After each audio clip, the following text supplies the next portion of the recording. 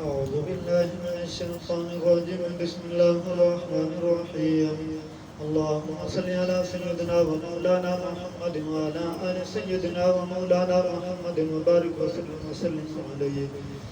بسم الله الرحمن الرحيم. سيقول السفهاء من الناس ما ولاهم عن قبلتهم التي كانوا عليها قل لله المشرق والمغرب يهدي من يشاء إلى صراط مستقيم. وكذلك جعلناكم أمة وسطا لتكونوا شهداء على الناس ويكون الرسول عليكم شهيدا. وما جعلنا القبلة التي كنت عليها إلا لنعلم من يتبع الرسول ممن ينقلب على عقبيه وإن كانت لكبيرة إلا على الذين هدى الله وما كان الله ليضيع إيمانكم إن الله بالناس لرؤوف رحيم. قد نرى تقلب وجهك في السماء فلنولينك قبلة ترضاها فول وجهك شطر المسجد الحرام وحيث ما كنتم فولوا وجوهكم شطره وإن الذين أوتوا الكتاب ليعلمون أنه الحق من ربهم وما الله بغافل عما يعملون. ولئن آتيت الذين أوتوا الكتاب بكل آية ما تبعوا قبلتك وما أنت بتابع قبلتهم وما بعضهم بتابع قبلة بعض ولئن اتبعت أهواءهم من بعد ما جاءك من العلم إنك إذا لمن الظالمين. الذين آتيناهم الكتاب يعرفونه كما يعرفون أبناءهم وإن فريقا منهم يكتمون الحق وهم يعلمون. الحق من ربك فلا تكونن من الممترين ولكل وجهة هو موليها فاستبقوا الخيرات أينما تكونوا يأتي بكم الله جميعا إن الله على كل شيء قدير. ومن حيث خرجت فقد من وجهك شطر المسجد الحرام وإنه للحق من ربك وما الله بغافل عما تعملون. ومن حيث خرجت فقد وجهك شطر المسجد الحرام وحيث ما كنتم فولوا وجوهكم شطره لئلا يكون للناس عليكم حجة إلا الذين ظلموا منهم فلا تخشوهم واخشوني وليتم نعمتي عليكم ولعلكم تهتدون. كما أرسلنا فيكم رسولا منكم يتلو عليكم آياتنا ويزكيكم ويعلمكم الكتاب والحكمة ويعلمكم ما لم تكونوا تعلمون. فاذكروني أذكركم واشكروني ولا تكفرون. يا أيها الذين آمنوا استعينوا بالصبر والصلاة إن الله مع الصابرين. ولا تقولوا لمن يقتل في سبيل الله أموات بل أحياء ولكن لا تشعرون. ولنبلونكم بشيء من الخوف والجوع ونبت من الأموال والأنفس والثمرات وبشر الصابرين الذين إذا أصابتهم مصيبة قالوا إنا لله وإنا إليه راجعون. أولئك عليهم صلوات من ربهم ورحمة وأولئك هم المهتدون. إن الصفا والمروة من شعائر الله فمن حج البيت أو اعتمر فلا جناح عليه أن يطوف بهما ومن تطوع خيرا فإن الله شاكر عليم. إن الذين يكتمون ما أنزلنا من البينات والهدى من بعد ما بشرناه للناس في الكتاب أولئك يلعنهم الله ويلعنهم اللاعنون إلا الذين تابوا وأصلحوا وبينوا فأولئك أتوب عليهم وأنا التواب الرحيم. إن الذين كفروا وماتوا وهم كفار أولئك عليهم لعنة الله والملائكة والناس أجمعين خالدين فيها لا يخفف عنهم العذاب ولا هم ينظرون. وإلهكم إله واحد لا إله إلا هو الرحمن الرحيم. إن في خلق السماوات والأرض واختلاف الليل والنهار والفلك التي تجري في البحر بما ينفع الناس وما أنزل الله من السماء من ماء فأحيا به الأرض بعد موتها وبث فيها من كل دابة دابة وتصريف الرياح والسحاب المسخر بين السماء والأرض لآيات لقوم يعقلون ومن الناس من يتخذ من دون الله أندادا يحبونهم كحب الله والذين آمنوا أشد حبا لله ولو يرى الذين ظلموا إذ يرون العذاب أن القوة لله جميعا وأن الله شديد العذاب إذ تبرأ الذين اتبعوا من الذين اتبعوا ورأوا العذاب وتقطعت بهم الأسباب وقال الذين اتبعوا لو أن لنا كرة فنتبرأ منهم كما تبرأوا منا كذلك يريهم الله أعمالهم حسرات عليهم وهم بخارجين من النار يا أيها الناس كلوا مما في الأرض حلالا طيبا ولا تتبعوا خطوات الشيطان إنه لكم عدو مبين إنما يأمركم بالسوء والفحشاء وأن تقولوا على الله ما لا تعلمون وإذا قيل لهم اتبعوا ما أنزل الله قالوا بل نتبع ما ألفينا عليه آباءنا أولو كان آباؤهم لا يعقلون شيئا ولا يهتدون ومثل الذين كفروا كمثل الذين ينطق بما لا يسمعون إلا دعاء ونداء ثم بكم عمي فهم لا يعقلون يا أيها الذين آمنوا كلوا من طيبات ما رزقناكم واشكروا لله إن كنتم إياه تعبدون إنما حرم عليكم الميتة والدم ولحم الخنزير وما أهل به لغير الله فمن اضطر غير باغ ولا عاد فلا إثم عليه إن الله غفور رحيم إن الذين يكتمون ما أنزل الله من الكتاب ويشترون به ثمنا قليلا أولئك ما يأكلون في بطونهم إلا النار ولا يكلمهم الله يوم القيامة ولا يزكيهم ولهم عذاب أليم أولئك الذين اشتروا الضلالة بالهدى والعذاب بالمغفرة فما أصبرهم على النار ذلك بأن الله نزل الكتاب بالحق وإن الذين اختلفوا في الكتاب لفي شقاق بعيد ليس البر أن تولوا وجوهكم قبل المشرق والمغرب ولكن البر من آمن بالله واليوم الآخر والملائكة والكتاب والنبيين وآتى المال على حبه ذوي القربى واليتامى والمساكين وابن السبيل والسائلين وفي الرقاب وأقاموا الصلاة وآتوا الزكاة والموفون بعهدهم إذا عاهدوا والصابرين في البأساء والضراء وحين البأس أولئك الذين صدقوا وأولئك هم المتقون يا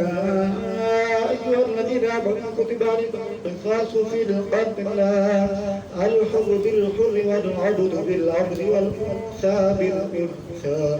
فمن عفي له من أخيه شيء فاتباع بالمعروف وأداء إليه بإحسان ذلك تخفيف من ربكم ورحمة فمن اعتدى بعد ذلك فله عذاب أليم ولكم في القصاص حياة يا أولي الألباب لعلكم تتقون كتب عليكم إذا حضر أحدكم الموت إن ترك خيرا الوصية للوالدين والأقربين بالمعروف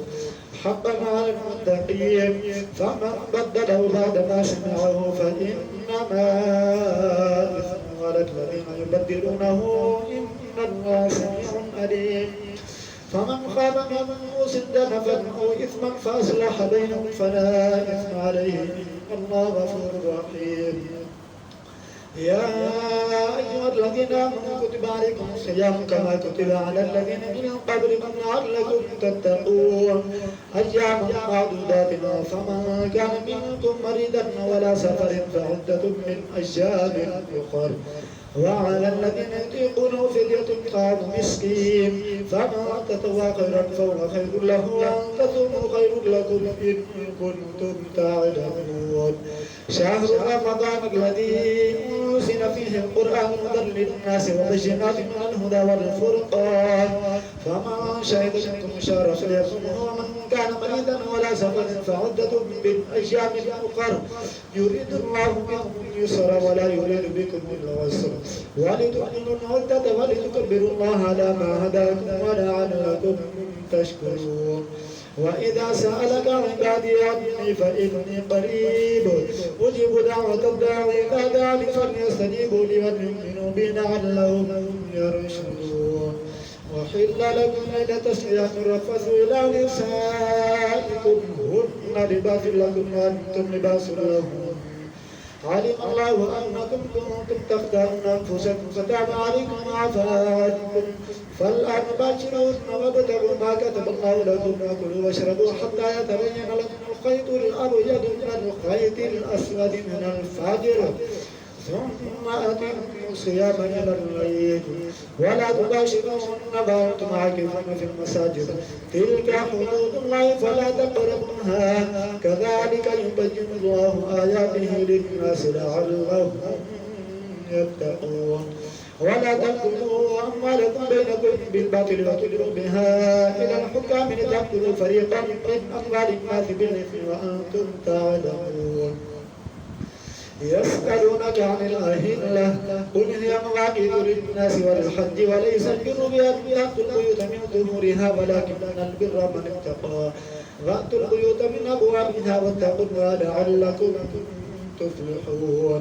وقاتلوا في سبيل الله الذين يقاتلونكم ولا تعتدوا إن الله لا يحب المعتدين.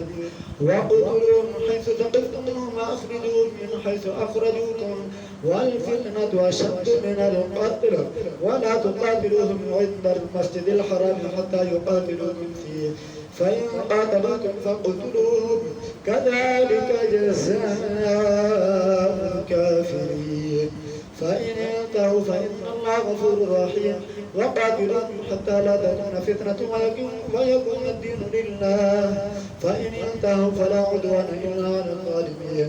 الشهر الحرام بشهر الحرام والحرمات قصاص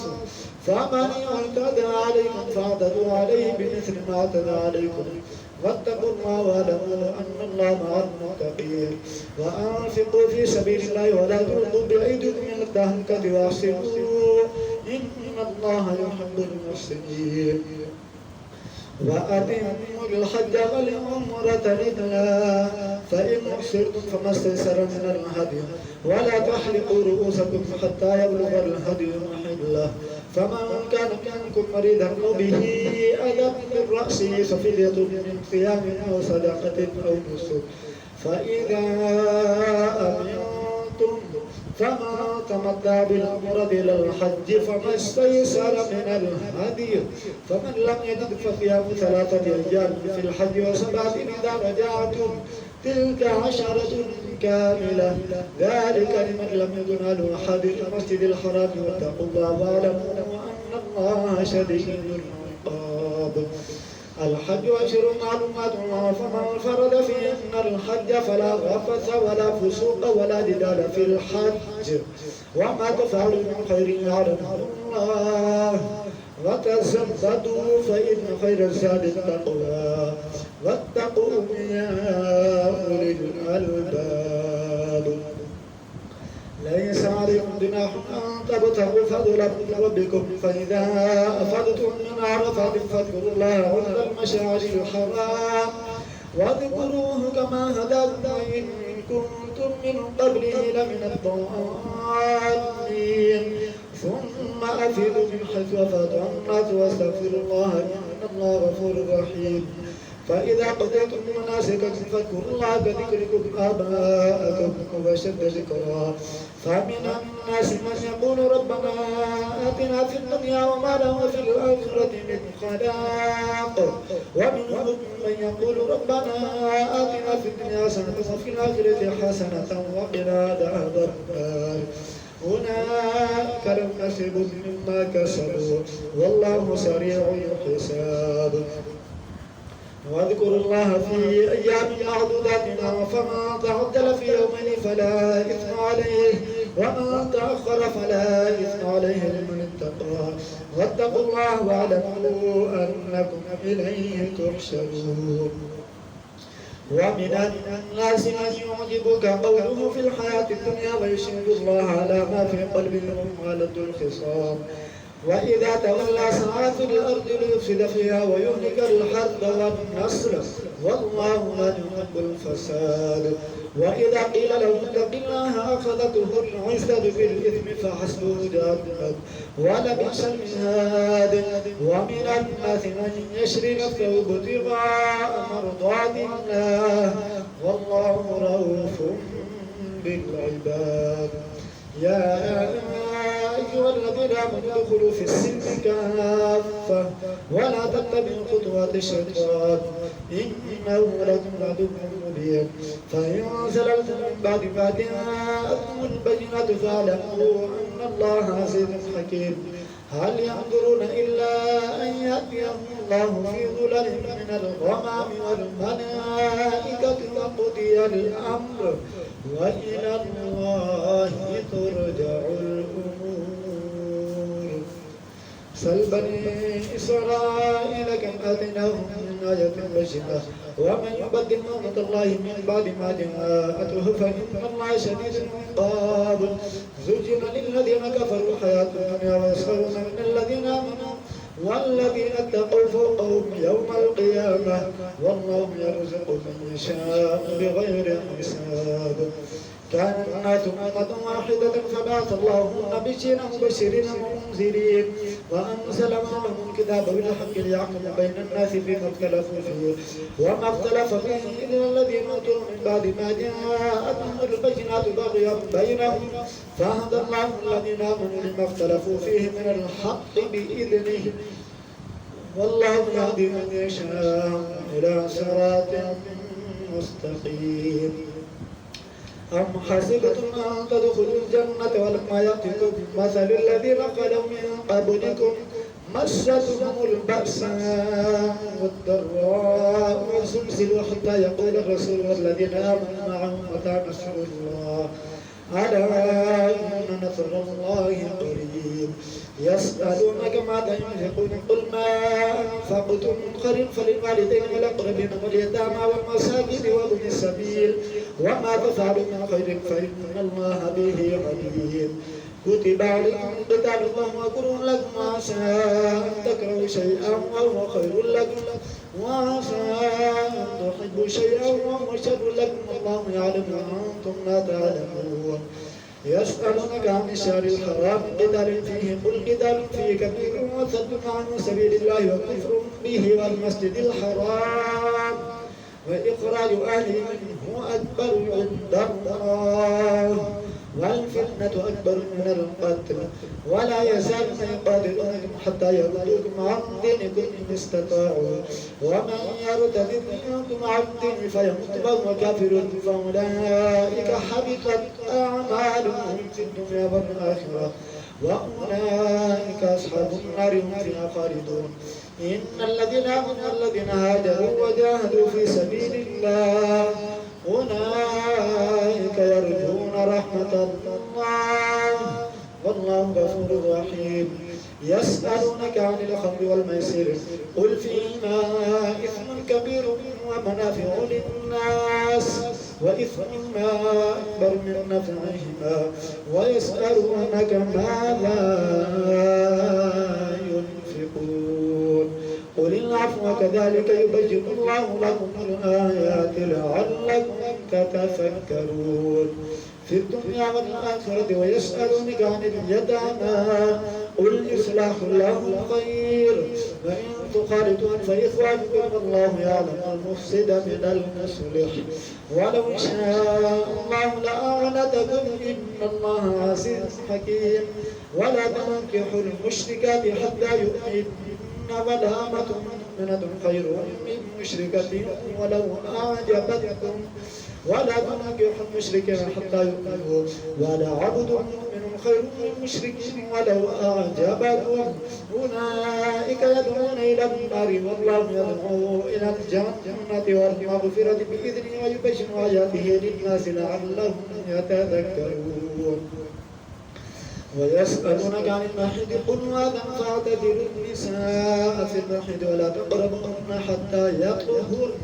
فإذا تطهرن فأتوهن من حيث أمركم الله إن الله يحب التوابين ويحب المتطهرين نساؤكم حرث لكم فأتوا حرثكم أن شئتم وقدموا لأنفسكم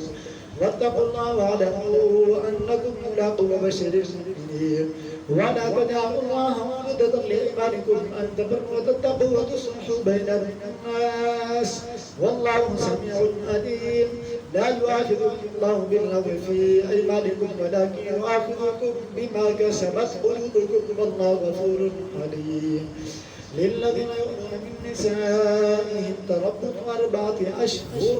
فإن فاءوا فإن الله غفور رحيم وإن عزموا الطلاق فإن الله سميع عليم والمطلقات يتربصن بأنفسهن 3 قروء ولا يحل لهن أن يكتمن ما خلق الله في أرحامهن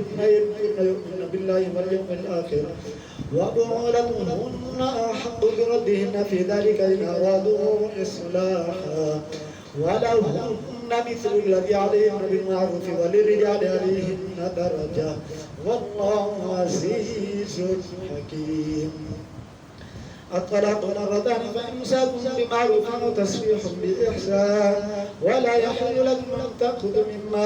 آتيتموهن شيئا إلا أن يخافا أن لا يقيما حدود الله فإن خفتم أن لا يقيما حدود الله فلا جناح عليهما فيما افتدت به تلك حدود الله فلا تعتدوها ومن يتعد حدود الله فأولئك هم الظالمون فإن طلقها فلا تحل له من بعد حتى تنكح زوجا غيره فإن طلقها فلا جناح عليهما أن يتراجعا إن ظنا أن يقيما حدود الله وتلك حدود الله يبينها لقوم يعلمون وإذا طلقتم النساء فبلغن أجلهن فامسكوهن بمعروف وسرحوهن بمعروف ولا تمسكوهن ضرارا لتعتدوا ومن يفعل ذلك فقد ظلم نفسه ولا تتخذوا آيات الله هزوا واذكروا نعمة الله عليكم وما أنزل عليكم من الكتاب والحكمة يعظكم به واتقوا الله واعلموا أن الله بكل شيء عليم وإذا طلقتم النساء فبلغن أجلهن فلا تعذروهن أن ينكحن أزواجهن إذا تراضوا بينهم بالمعروف ذلك يوعظ به من كان منكم يؤمن بالله واليوم الآخر ذلكم أزكى لكم وأطهر والله يعلم وأنتم لا تعلمون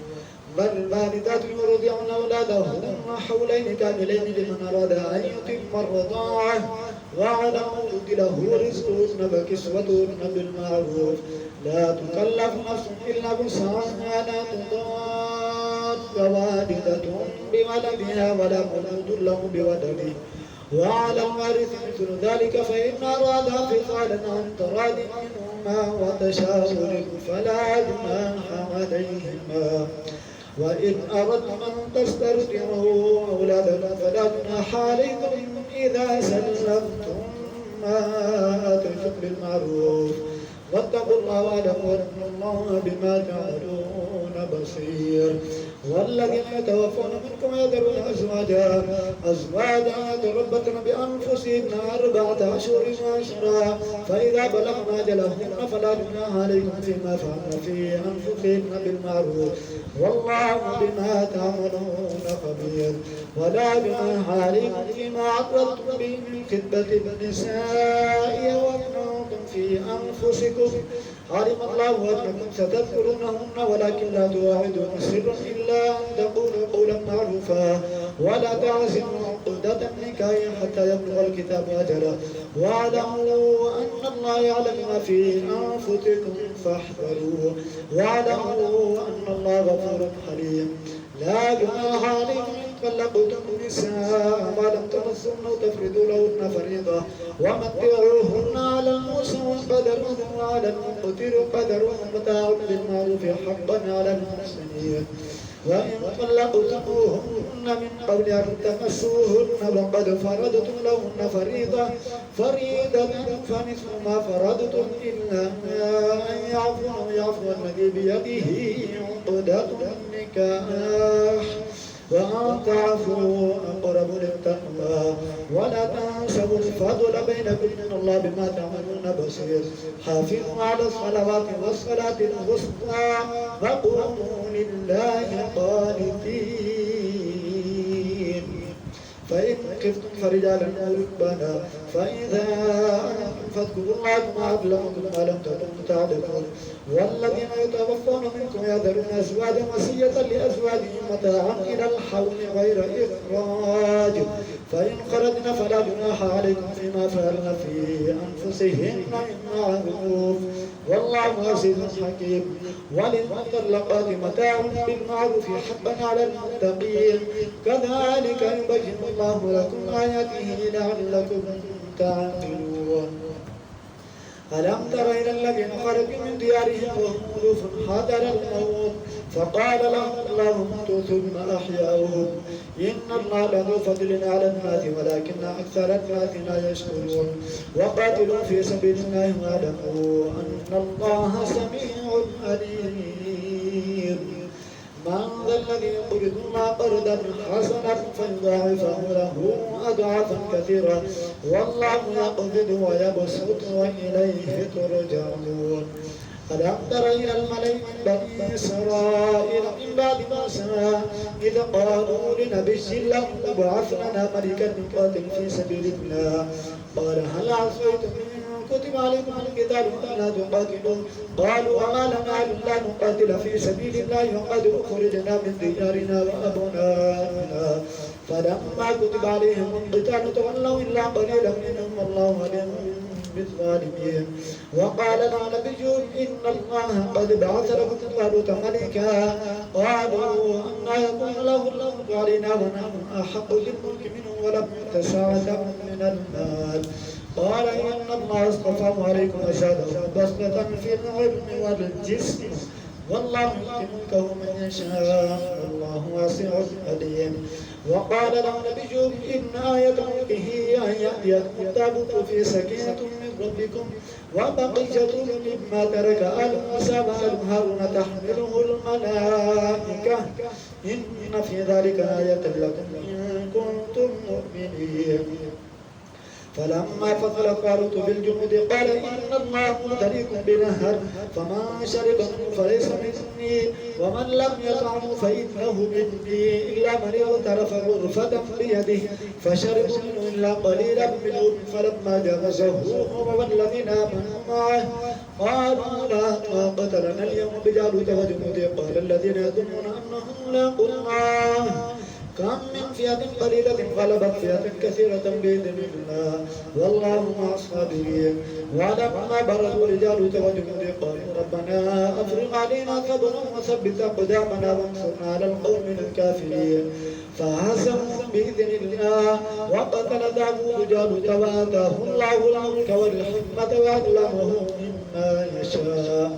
ولولا دفع الله الناس بعضهم ببعض لفسدت الأرض ولكن الله ذو فضل على العالمين.